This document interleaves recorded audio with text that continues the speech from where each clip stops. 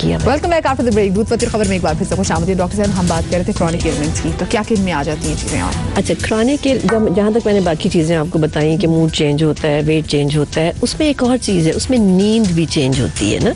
वो इंसान जो है उसकी नींद की क्वालिटी, नींद की ड्यूरेशन और नींद यानी जब वो सो के सुबह उठता है तो वो फ्रेश नहीं होता। ये एक बहुत बहुत बड़ी चेंज होती है जो यहाँ तक मैं कह सकती हूँ कि ये कैंसर बनने का भी बायस बनती है।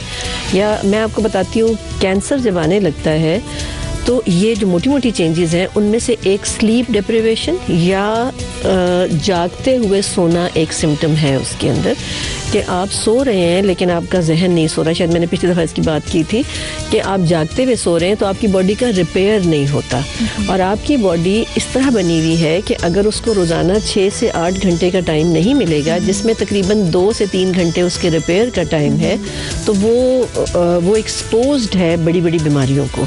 इसी तरह किडनी फेलियर के पेशेंट्स जो होते हैं, आके वो हमें ना पेशेंट आके एक जुमला कहता है जो बड़ी हैरानगी की बात होती है। वो हमेशा कहता है, जी डॉक्टर साहब मुझे तो कुछ भी नहीं था, बस अचानक आ गया ये कैंसर, या अचानक किडनी फेल हो गई। कभी अचानक नहीं होता। अगर अचानक हो गया ना तो जो क्रिएटर है यानी खुदा जो है उससे तो बड़ी बेइंसाफी कर दी ना हमारे साथ। ऐसा कुछ नहीं है, अचानक कुछ नहीं होता। हम सुनते नहीं है। मैं हमेशा लोगों को कहती हूँ कि हमारी जो बॉडी है ना वो हमारे लिए एक कूड़े का डब्बा है। कूड़े के डब्बे के अंदर भी शायद हम देख के चीज़ें डालते हैं, इस बॉडी के अंदर तो हम वो क्योंकि हमें पता ही नहीं है ना, वो कूड़े का डब्बा जो है वो नज़र नहीं आ रहा अंदर से, तो हम डालते जा रहे हैं। एक मैं प्रोसेस करती हूँ अपने क्लिनिक पे जिसको डिटॉक्स कहते हैं। तो वो जब गंद निकलता है ना बॉडी से, और वो टब जो वाइट पानी जब स्याह पड़ जाता है, तो वो लोगों को झटका लगता है कि ये गंद हमारे अंदर से निकला है। तो ये गंदगी हमारे अंदर इसलिए जमा हो जाती है कि कोई हमारी तरतीब नहीं है, बॉडी की कोई रिस्पेक्ट नहीं है। मैं हमेशा कहती हूँ कि ये इंसानी जिस्म बड़ा सेक्रेड है। अल्लाह कहता है कि मेरी ये बेहतरीन क्रिएशन है। तो मैंने कोई चीज़ बहुत अच्छी बनाई है फ़र्ज़ करें, और मैंने आपको दी और आप उसको रोल मारती हैं, आप उसको ख़राब कर रही हैं, तो मुझे तकलीफ़ होगी ना। तो यही वो क्रिएटर है जिसने हमें बना के भेजा और परफेक्ट बनाया है, जिसको हम मतलब ख़राब करके रख देते हैं। अच्छा, अब ये जो हम अपने अंदर टॉक्सिन्स जमा करते हैं, उन टॉक्सिन्स को पकड़ता है बीमारी का जरासीम या बीमारी या कैंसर सेल, और उन टॉक्सिन्स के साथ दोस्ती करके वो डिजीज़ बनाता है। एक और चीज़ जो गड़बड़ करने यानी बड़ी बीमारियों का बायस होती है, वो आपकी बॉडी के थर्मोस्टेट का चेंज होना। हमारे ब्रेन के पिछले हिस्से में एक जिसम ब्रेन का हिस्सा है, वहाँ टेम्परेचर रेगुलेटरी सेंटर लगा हुआ है, TRC इसको कहते हैं। और वो अगर आप सेहतमंद हैं तो वो बड़ा ज़बरदस्त सर्दी आएगी, आपको मुनासिब सर्दी लगेगी, गर्मी आएगी मुनासिब, यानी आप बिल्कुल मॉडरेट चलेंगे। लेकिन अगर आपको ज़्यादा गर्मी लग रही है, आपको पसीने ज़्यादा आते हैं, आपको सर्दी बहुत लग रही है, ख़ास तौर पे आपके हाथों में, आपके पैरों में, आपके कान की जो एयर लोब्स होते हैं, नाक की टिप होती है, ये अगर आपकी ठंडी रहती है तो आपका खून का टेम्परेचर ठंडा है। तो खून का टेम्परेचर ठंडा होने का मतलब, आप इसकी मिसाल गाड़ी के इंजन के साथ ले लें कि गाड़ी के इंजन जो है वो ठंडे उस पर नहीं चल सकता ना। तो यही हिसाब है कि अगर आपका बॉडी टेम्परेचर स्टेबल नहीं है और रेगुलेट नहीं हुआ तो अब बड़ी डिजीज़ आप जिस्म के अंदर कोई काम कर रही है। और ये जो फिर दोबारा मैं बताऊंगी कि कैंसर का पेशेंट और किडनी फेलियर का पेशेंट को चिल्स होते हैं, अंदर से उसकी बॉडी कांपती है। कोई भी डिजीज़ जो जब बहुत, ये तो खैर मैं अब डिजीज़ के बारे में बोल रही हूँ, जब डिजीज़ ज़रा एडवांस लेवल पे होती है तो अंदर से एक कांपना, कपकपी आती है ना, और वो साइन, वो जो कपकपी होती है एकदम से चढ़ती भी, आपको जरूरी नहीं कि सर्दियों में आपके साथ गर्मियों में भी ऐसा होता है। ऐसे कई लोग होते हैं जो जून के महीने में आके कहते हैं कि डॉक्टर साहब हम तो अभी भी कंबल लेके सोते हैं और हमें तो पंखा बुरा लगता है। ऐसे ज़रूर मैं ऐसे गर्मियों में 2-4 मरीज ऐसे देखती हूँ, लेकिन वो इसके लिए कुछ कर नहीं पा रहे होते। तो ये तो मोटे मोटे साइंस मैंने आपको बोले हैं जिस्मानी बीमारियों के बारे में। अब मैं आपको बताती हूँ जहनी अमराज के बारे में। जो जिस्मानी बीमारी तो चलो फिर भी मैनेज हो जाएगी, लेकिन मेडिकली जहनी अमराज मैनेज नहीं हो सकते। जो हमारी साइकेट्री की जो साइंस है, हम क्योर नहीं कर सकते। हम डिप्रेशन को मैनेज करते हैं, हम शिज़ोफ्रेनिया या स्किज़ोफ्रेनिया को मैनेज करते हैं, हम क्योर नहीं कर सकते। हम OCD को मैनेज करते हैं, हम क्योर नहीं कर सकते। ये जो बीमारियां हैं इनकी बुनियाद बहुत छोटी उम्र में पड़ती है। जैसे शिज़ोफ्रेनिया का मैंने काम किया है फाउंटेन हाउस के साथ, 4 साल मैंने वॉलंटियर किया है, तो मैंने उन मरीज़ों के साथ काम किया है। आप यकीन करें उन सारे मरीज़ों की जो ऑनसेट होता है ना, वो कोई 5 साल से लेके 14 साल की उम्र के दरमियान होता है। उस उम्र में ट्रॉमा होता है उस बच्चे या बच्ची को, और उसकी बीमारी जाके कोई 30, 35, 40 में जाके निकलती है। और ट्रॉमा क्या होता है? माँ ने बच्चे को सही खुराक नहीं दी है, उसको इमोशनली टॉर्चर किया है, किसी और बच्चे को प्रेफरेंस दे दी है, कभी उसको मारा पीटा है, उसको घर से निकाल दिया है, टीचर ने ट्रॉमा उसके ऊपर कोई फिजिकल ट्रॉमा किया है, या माँ बाप के डिवोर्स हो गई है, माँ बाप के झगड़े बहुत ज़्यादा हैं। तो वो जो उसके अंदर शॉक, उसमें शायद आपको याद हो मैंने लास्ट टाइम बोला था कि 7 इमोशंस हैं, उनमें से एक शॉक है। ये जो शॉक है ना, ये जाके निकलेगा बीमारी की शक्ल में 30 के बाद, लेकिन उसके कई अलामतें पहले आएंगी।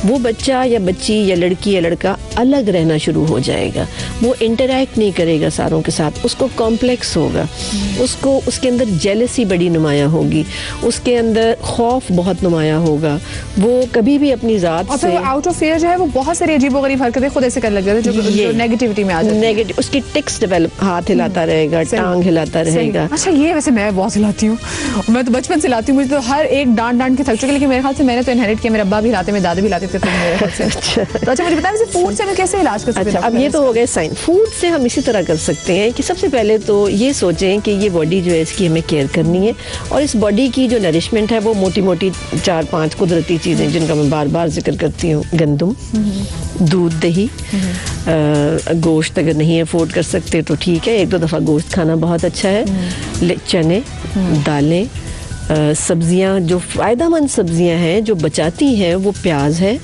आलू है, मटर है, सलाद का पता नहीं है। अच्छा, मैं खिलाफ हूँ इन सैलड्स के, और बड़ा लोग नाराज़ होते हैं जी आप सैलड्स क्यों खिलाफ है ना। वीक फूड है, एक होती है प्राइमरी फूड और एक होती है सेकेंडरी फूड। प्राइमरी खुराक वो होती है जो आपके दिल, जिगर, दिमाग और गुर्दों को ताकत देती है। ये आपके अंदर 4 बैटरियाँ हैं या 4 छोटे छोटे इंजन लगे हुए हैं। तो वो खुराकें जो इनको ताकत नहीं देती ना, मैं उन सारी खुराकों के खिलाफ हूँ जिसमें सब्जियाँ, ये सैलड, सबज सब्जियाँ नहीं, सैलड्स मैंने कहा, सलाद का पत्ता है, मूली है, खीरा है, ये वीक सब्जियाँ हैं। इसी तरह से ये जूसेस और ये फ्रूट जो है ये भी कमज़ोर सब्जियाँ हैं। फ्रूट्स में से कुछ फल बहुत सेहतमंद हैं, जैसे खजूरें हैं, किन्नू है, ये मतलब ताकतवर फल है। और कुछ ऐसे फल हैं जो यहाँ होते नहीं, कीवी है वो बड़ा एक ताकतवर फल है, अनानास है वो भी हमारे यहाँ नहीं होता। तो अगर सेहतमंद फल देखने हैं तो उसमें आपके खजूरें आती हैं। जो भी फल खाएं, आपको बहुत, आप समझते हैं कि सेब बड़ा सेहतमंद है, तो सेब खा के साथ एक खजूर खा लें तो वो फिर एक ताकतवर कॉम्बिनेशन बन जाएगा। ये एज अ मील हम इसको ले सकते हैं कि एक सेब खा उसका 2 खजूरें खा लें? हाँ, फिर वो मील बनेगा। यानी कि रात को मेरा दिल ना कर रहा रोटी खाने का, मैं एक सेब खाऊं उसके साथ, तो मेरे में एनर्जी भी जाएगी, मुझे फायदा भी होगा इसका। बिल्कुल। फिर वो ये जो जब मिलते हैं ना, फिर वो मील को रिप्लेस कर सकते हैं। आलू से नहीं डरना चाहिए। आलू का जो छिलका होता है वो बेहतरीन है इम्यूनिटी के लिए। मैं अपने डायबिटिक्स को, अपने मोटे मरीजों को, अपने कैंसर के पेशेंट्स को आलू छिलके के साथ खिलाती हूँ। उसके छिलके के अंदर जो फाइन छिलका है, ये ना पता चले कि लोगों ने वो गंदे मिट्टी भरे हुए छिलके खाने शुरू कर दिए, वो नहीं, जो फाइन छिलका है, फिर उसको हाँ, अच्छी तरह धो के उसके जो रेडिश सा होता है वो, उस छिलके में होता है GTF फैक्टर। ये जो GTF फैक्टर है ये डायबिटीज़ से बचाता है, ये मोटापे से बचाता है, ये हार्मोनल इम्बैलेंसेस से बचाता है। ये हर बंदा आजकल थायराइड की बीमारी का शिकार हो गया है, ये भी खुराक के इम्बैलेंसेस को शो करता है। तो पहली बात तो ये हो गई कि ये 5 ही चीज़ें आपकी रूटीन में शामिल होनी चाहिए। दूसरी बात जो मैं मेरे ख्याल हर दफ़ा कहती हूँ कि प्लीज़ इन खुराकों को नाश्ते में खाया करें, नाश्ता जल्दी किया करें। आपकी बॉडी जैसे ही आप उठ के बैठते हैं ना, वो स्टार्ट हो जाती है और चलना शुरू हो जाते हैं, पता नहीं कितने प्रोसेसेस चलना शुरू हो जाते हैं, उनको फ्यूल चाहिए। और हम में से मेरे ख्याल कोई भी इतना सेहतमंद नहीं है कि उसके स्टोर में अच्छा किस्म का फ्यूल पड़ा हो। वही बात है कि जो अगर बिजली ट्रिप कर रही है ना तो चीज़ें उड़ जाती हैं, चीज़ें उड़ जाती हैं, और चीज़ें उड़ जाना जो है वो बीमारी है। फिर आप उड़े लगते हैं। बिल्कुल, उस चीज़ें जब बिजली ट्रिप करती है ना आपकी, आपने बड़ा अच्छा जुमला बोला है, जब आपकी बिजली ट्रिप करती है तो आप बेहोश होते हैं, आप फेंट होते हैं, आप पैनिक करते हैं, आप चीखते हैं, आप चिंगाड़ते हैं, आप एकदम से ब्लोट हो जाते हैं, आप 4-4 इंच ब्लोट हो जाते हैं, आपका वो होता है ब्लैकआउट हो जाता है, आप कहीं पे बैठे हुए हैं और आप बिल्कुल ब्लैंक हो जाएंगे। ये आपके अंदर की बिजली ट्रिप कर रही है, क्योंकि बिजली अंदर बहुत भरी हुई है हमारे, है तकरीबन, कहते हैं कि एक इंसानी बॉडी से अंदाजन 4 वोल्ट का एक मतलब वॉट पावर का बल्ब जल सकता है। तो वो बिजली आपने ट्रिप कर दी, तो ट्रिप करने से नुकसान होता है। जैसे हम भागते अंदर हैं लोड शेडिंग होगी तो काम क्या होगा भाई? हाँ, लोड शेडिंग हो रही है वैसे बाय द वे, जिस तरह हम खा पी रहे हैं ना, जहाँ बाहर लोड शेडिंग हो रही है वहाँ अंदर बड़ी लोड शेडिंग चल रही है इस वक्त। अंदर तो हम ध्यान ही नहीं देते। हाँ, क्योंकि अब यहाँ तो चलें, फिर असली बिजली फिर भी आ रही है, अंदर तो जो आपने ये चिकन और ये जो मैदा खा खा के लोड शेडिंग की हुई ना, अंधेरा छाया हुआ है अंदर, और वो अंधेरा जो है वो मैस डिप्रेशन की शक्ल में निकल रहा है। वो मैस हेपेटाइट, मैं उसको मैस हेपेटाइटिस कहती हूँ, क्योंकि इतने ज़्यादा हेपेटाइटिस के पेशेंट हैं। जिगर तो मुझे 100% लोगों का डिस्टर्ब मिलता है। अभी कल की बात है, एक माँ की गोद में 2 साल की बच्ची थी। 2 साल की बच्ची के हल्के, गहरे हल्के थे उस बच्ची के। सास को मैंने बच्चों के बहुत गहरे हल्के देखे हैं। वैसे डॉक्टर साहब हम ना इस हवाले से बात करेंगे, और मेरे ख्याल से हम अगला हफ्ता ले लेते हैं ताकि मैं डिटेल में से बात कर सके। बहुत शुक्रिया आपके आने का। यहाँ पर हम लेंगे छोटी सी ब्रेक, लेकिन आप तो कहीं मचाएगा।